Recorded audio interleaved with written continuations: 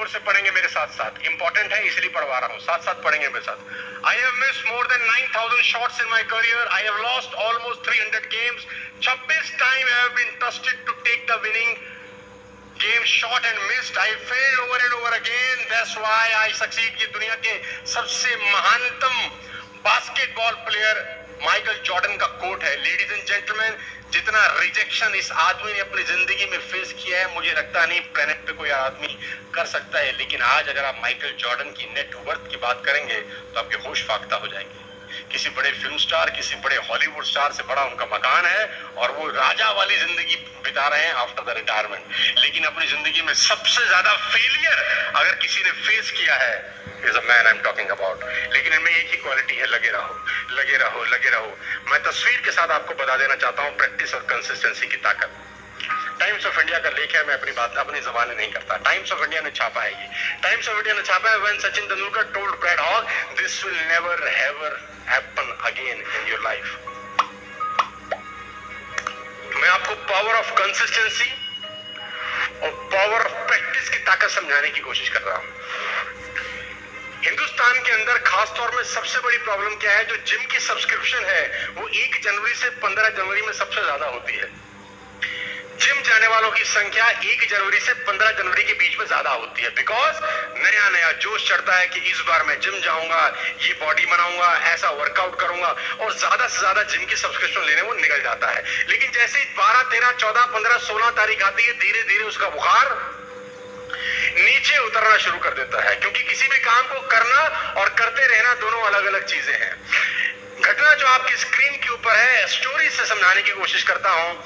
Australia और India के cricket match में ब्रैड हॉग ने सचिन तेंदुलकर को बोल्ड आउट मारा, और ब्रैड हॉग नया खिलाड़ी था, लेग स्पिनर था, शेन वॉर्न की तरह गेंदबाजी करता था, और उसको लगा कि मैंने जिंदगी में सबसे बड़ा काम कर लिया, कि मैंने दुनिया के सबसे महानतम बल्लेबाज, जिसको क्रिकेट का गॉड बोला जाता है, उसको बोल्ड कर दिया। और मजे की बात तो ये कहानी यहां रुकी नहीं।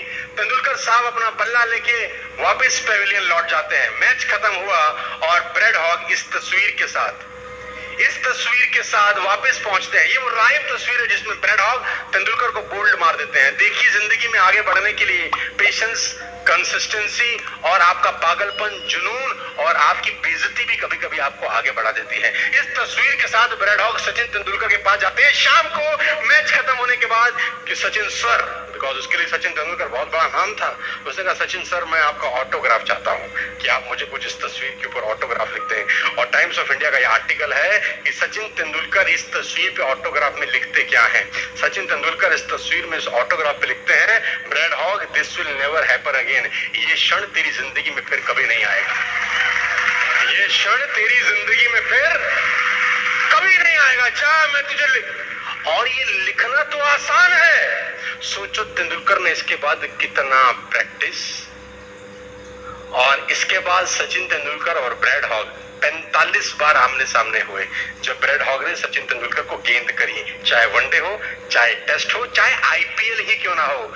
लेकिन इस घटना के बाद ब्रैड हॉग सचिन तेंदुलकर को फिर आउट नहीं कर सका। पूरी जिंदगी में ब्रैड हॉग का वो आखिरी विकेट था तेंदुलकर पे, लेकिन लिख दिया वो इंपॉर्टेंट नहीं है, लिखने के बाद जो प्रैक्टिस किया होगा नेट में जाकर, सारा का सारा खेल प्रैक्टिस का है। लेडीज एंड जेंटलमैन, कि आप जो कुछ बनना चाहते हैं, जो कुछ पाना चाहते हैं, उसके लिए सीरियस कितने हैं, प्रैक्टिस कितना करते हैं। क्योंकि एक लाइन बहुत ज्यादा इंपॉर्टेंट है आपके लिए समझना और सीखना, कि मानता 1000 चीजें करने में नहीं है, पर एक चीज को 1000 बार करने में है, ताकि आप बेहतर हो सके। एक ही चीज को बार बार करना, इस कंसिस्टेंसी, इस practice, repetition is the mother of. बात समझ में आ रही है तो बोलिए हाँ हाँ। सबसे इंपॉर्टेंट चीज पे आपके लेके चलता हूं। नॉर्मल एफर्ट से नॉर्मल लोग नॉर्मल रहते हैं, एब नॉर्मल एफर्ट से नॉर्मल लोग भी एब नॉर्मल हो जाते हैं।